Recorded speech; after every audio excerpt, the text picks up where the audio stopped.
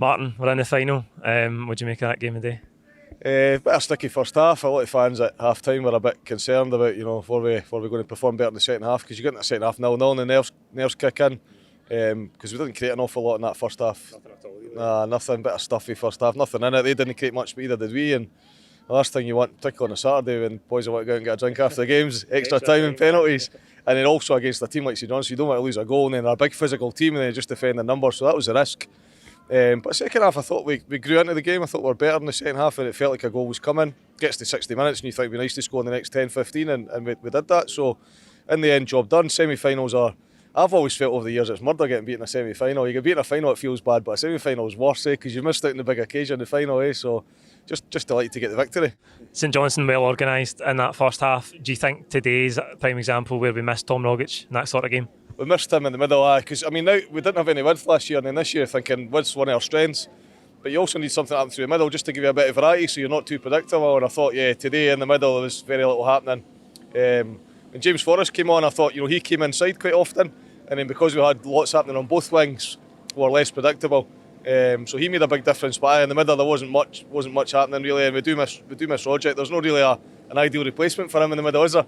No, we're really short in that area of the pitch. I thought Forrest made a difference when he came on though. I gave him a few chances. I think we make the most of a mistake for St Johnstone. I think it's a bad kick out for the keeper. Jota gets onto it, ball into the box. I think there's a handball just before, but Forrest smashes it in. Jota, I was at that side, and Jota's confidence and his pace running past the players, you could tell he was going to get close to the byline, you could tell he was going to cut it back, and of course you're looking for Kyogo, and he was in a good position, and the ball nearly got to him, but as you say, handball, all the fans shouting for a penalty. But James Forrest, one of the things I love about him is he just finds space, and he found himself an incredible amount of space and showed great composure. Quite often in that position the ball goes over the bar, or it goes wide, or it comes off a player, but he just picked his spot and he finished it beautifully. A great marker of progress for us to get into the cup final. That's what being at Celtic's all about, isn't it? Competing for trophies, winning trophies. Absolutely. It'd be nice just to get that first trophy in the bag. Nice for the manager, nice for this new crop of players. Half of that team, that would have been their first time at Hampden today as well, so it's a new experience for them. But the fans were in good voice today. I think a good acid test is always at the end as well. The fans were absolutely buzzing at the end there, and a lot of them stayed. As I said earlier, Saturday night, there's a lot of boys want to get into the pub and enjoy their Saturday night, but the fans stayed quite late. And just that feel-good factor, the connection with the players, the connection with the manager in particular. You see him standing back as the players walk around the pitch, almost like giving them the adulation. Like he doesn't want it, but he's not the type of man who would just go up the tunnel or stand at the dugout. He walks around the park, and the fans absolutely love him. So we're going to the final regardless who we play, fully confident, and it feels like we're getting stronger and stronger and stronger as each week goes past. We just need to be lucky with injuries. One of the things I would say about today that made me a little bit nervous, we made those subs late on. You're thinking, you've taken off your top players, eh? So I was really concerned that if they got that equaliser, were we going to be up against it potentially in extra time? Who are you going to look to get you that winning goal, eh? So I thought that was a bit of a risk, but who are we to tell Postecoglou what to do, eh? He's just, the fans are falling in love with him for all the right reasons.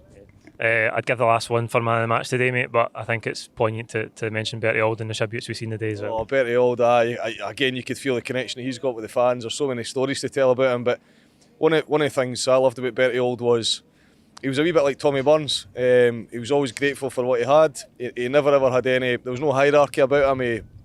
He was just a fan that got lucky, as Tommy Burns would say, and he spent an awful lot of his time at Celtic Park. He didn't just go on the hospitality days and the match days, he was there every single day. He probably spent more time at the club than he did in the house, to be honest. And if he came along to a dinner, he didn't want to sit at the top table, he just wanted to get in amongst the fans, and he felt like an honour to be there, not for us to feel that we were honoured by him being there. It was the opposite. He was just a lovely, lovely guy who was Celtic through and through, and it's so sad to have lost him. I'd like to have been around for another 20 years or so, but you could feel that in the fans today. They were singing his name, and just a great connection, but sad to have lost him.